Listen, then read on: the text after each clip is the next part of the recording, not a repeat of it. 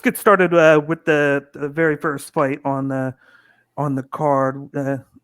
We got Thiago Santos versus Alexander Rakic in a light heavyweight matchup, where Santos is the plus 125 underdog and Rakic is the minus 150 favorite.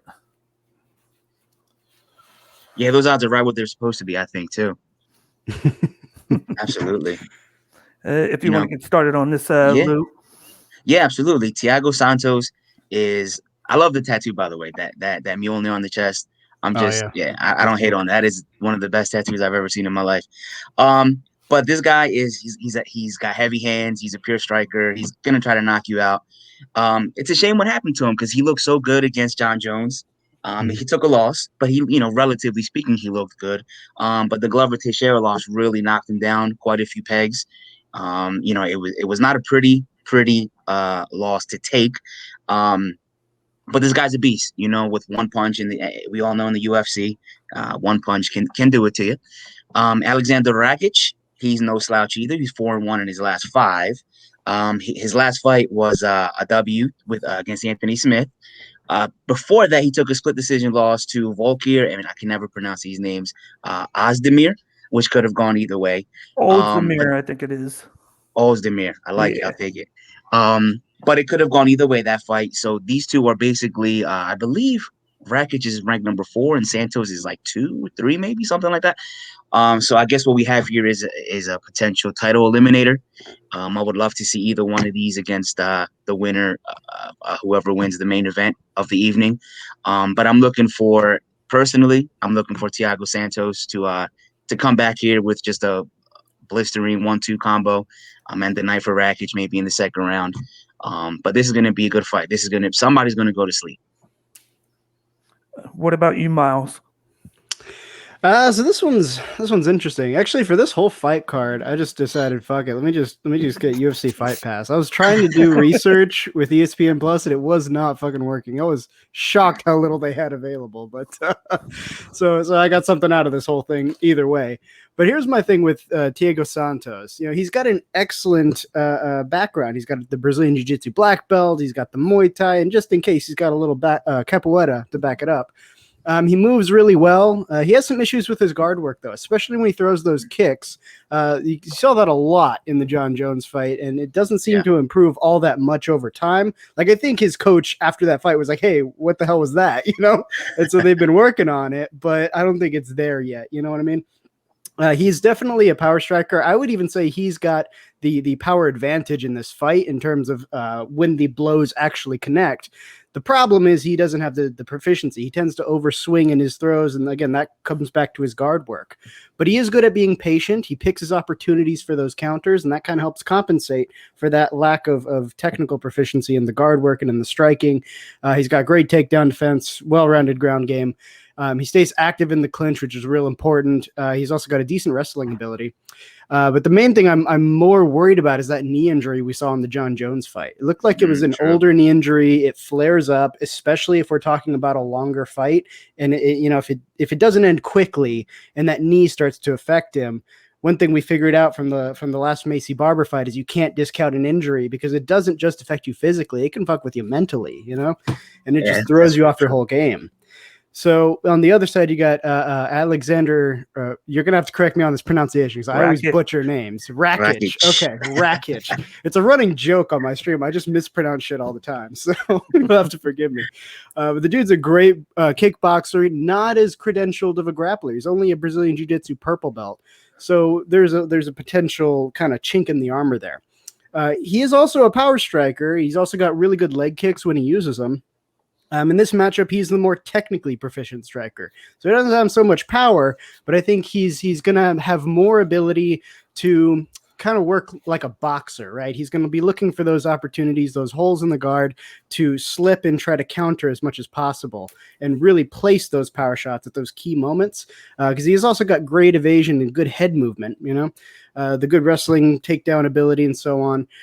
When he gets to the ground, he can problem solve, but he's definitely not comfortable being there. So here's my general takeaway from all this. A KO or a decision is probably how this is going to go. Yeah.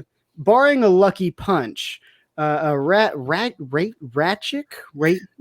damn it, Rakic. I told you I was going to do that.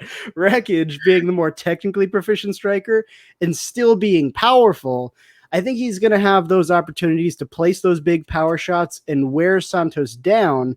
And the thing is, when you add those up over time, that's how you create a knockout. Knockouts are usually not just a one-hit punch and that ends it. I mean, that's what that lucky power punch sometimes does. But for the most part, in most fights, there's, an adding up, an accumulation of damage, and eventually you just break. And Rakic is the more technically proficient guy, so I think he can make that happen. Versus Santos is going to be relying on, more of the lucky punch sort of strategy. If this does end by submission, then I see in the comments, absolutely, Santos would be the guy who can use his Brazilian Jiu-Jitsu knowledge and his experience to pull out a submission win if that's where his head's at. You know what I mean? For a guy with that much submission background, that much like wrestling background, he doesn't seem to use it very often. He seems to want to stand and trade. So if his coach, gives him the strategy and says, look, we need to take this to the ground, you might not be able to stand with him with the hands, but you can choke him out, and that's how we'll get the win. If his coach lays that out and he listens to him, that could be a definite path to victory here for Santos. But if this goes to decision, much for the same reasons, I think Rakic is going to be, racking up the points in significant strikes, placing those big power punches when they need to happen. And if, this becomes a long drawn out fight, again, that knee could be an issue that could slow down Santos and keep him from, keeping up on the scorecards. So I would also give the decision to Rakic. Yeah, we got a couple of comments on here. We got Patrick saying Bobby. Then we got Jay saying Rakic is a killer, but I expect Santos to come back stronger than ever. Patrick's going with Santos, and then I expect Santos to use his BJJ in this fight. I hope he does. Yeah, first we got Thiago Santos. He fights out of American Top Team. When I go with my predictions, I usually just let everybody know what gym they fight out of. Then we got Rakic, who fights out of American Top Team Zagreb or Zagreb. I don't know how to say it, but the thing with Rakic that I see is like he has a wrestling background. And it's really good. He just tends to stay up. He doesn't really have to use it. He stays up, and then he goes with his striking. Santos, ever since he left the small division and went up to light heavyweight, he's kind of lost some of that explosiveness. And then, of course, he had that the ACL injury in the John Jones fight. So he's been a little passive. He's been known lately to either have a explosive fight or a passive fight. He doesn't seem to stay consistent with what he's doing. It's like always like a different game plan. I don't know if it's like his coach's game plan to be more passive and selective in certain fights, and then in other fights where they know he needs to get started early, then he gets explosive. But he's not going to want to. This is a fight he's not going to want to get tired on. I expect him to push Rakic towards the cage if he has the chance to keep Rakic from having the movement. He's going to try and wear him out because Rakic can get tired.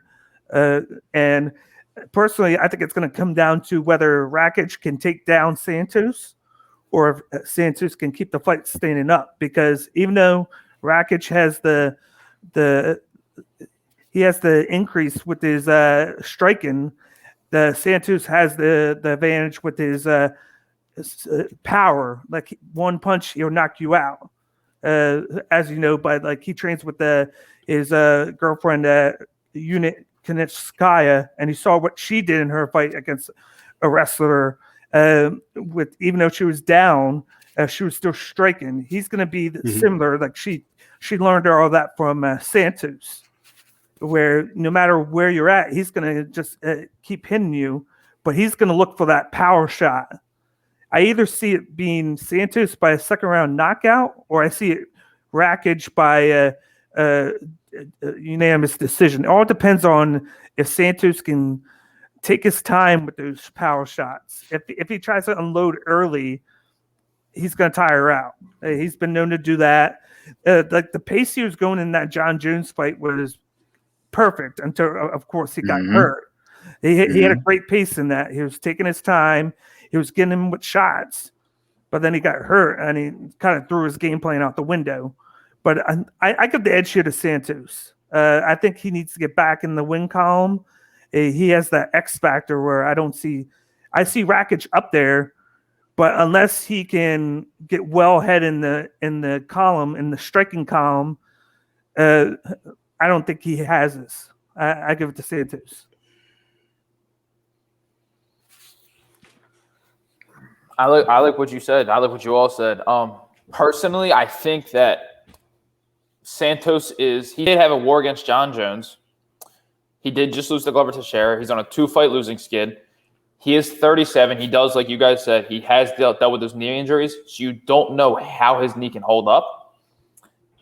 I expect Rakic to be the quicker fighter, and as Miles said, like, Santos is 37 years old. He's been through a lot of wars in his career, so he tends to have leaky defense when he throws his kicks, when he throws his combinations. And a kid like Rakic, you can't stand in front. You saw what he did to Jimmy Manuwa.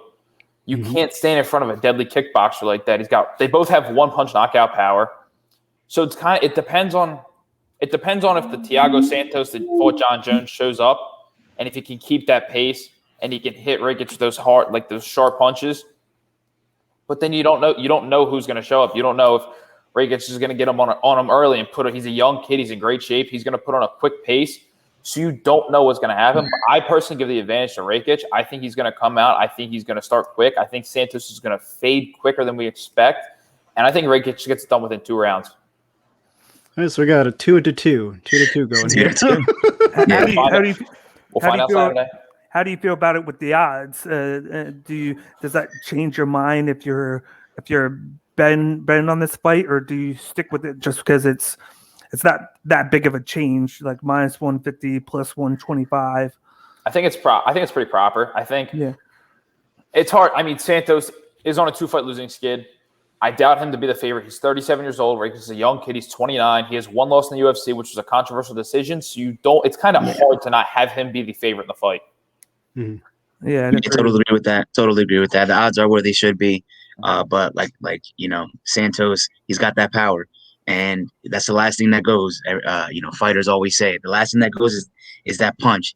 So all he needs is one, and he's more than capable of landing that one. Because they're evenly matched. The odds show it. It's pretty much a push. So I just look for him to come back. I look for him to just to get back on track. And just land that one punch that he needs. He's not gonna out wrestle you, so it's gonna be that one punch. It was funny. Yeah. It was funny you say that because I was listening to MMA Junkie today, and they were talking about at the Antonio Tarver Frank Mir boxing match. I saw that, and that's what they said. They're like the first. That's upcoming. They just booked April 17th. Yeah. What?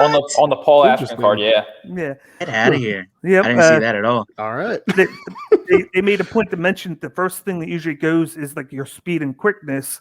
The last thing to go is your striking power, because they made a mention to the Roy Jones Jr. Mike Tyson. How Mike Tyson has he still has the power, but Roy Jones doesn't have that speed and elusiveness anymore. Right. So, that's the perfect what you said. Like he's always going to have that power, where it could be like the equalizer, where kind of like I'm not comparing it, but like Derek Lewis against Blades, he was losing. All he needed was that one shot, and then Santos has that. He has that capability. He just needs to stay away from the wrestle, and he needs to make sure, because I really think Rakic is going to try and take him down and wear him out. But what he can do is keep moving, because it's been noticed in the past that when Rakic does that, he gets kind of tired and wears out. Yeah, that's true. But as a younger guy, that's probably what he's going to try to do. Go for that knee. But I still got Santos. I don't care. I got Santos. It's going to be a good fight.